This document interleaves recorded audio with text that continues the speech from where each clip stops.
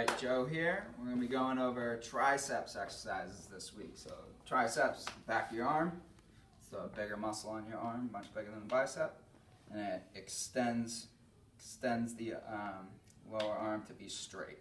It's essentially mostly all it does. So it's basically straightening the arm. That's the function. So what we're going to start with is a wall tricep extension. And this is a really good movement to start with because you can change the angle and the position of your hands to fit what feels good for you and to get a good resistance for yourself. So you can start really easy and then progress to much more difficult resistances as you go.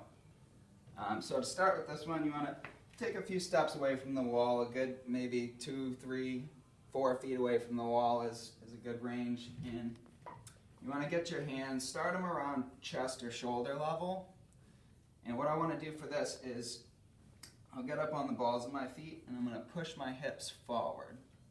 I'm going to squeeze my glutes, get a little bit of hip tuck to engage the core.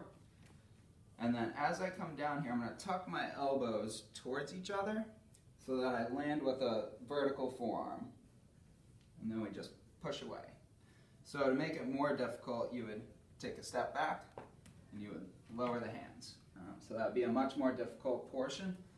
And the other thing with this is the hip position. So if I leave my hips way back here, I'm going to get an arch in my back, and I'm also not putting my full body weight into the movement. So we want to make sure that we set the hips, set them forward, squeeze the glutes, and then get into it. One other thing to mention with this is you can play with the position of the hands, higher or lower. So a higher hand position will give you less range of motion. So I only get a little bit of range there, but if I bring them way down, then it's going to be a lot longer range of motion. It's going to be a lot more difficult. So you can start with that, wall tricep extensions. That's it.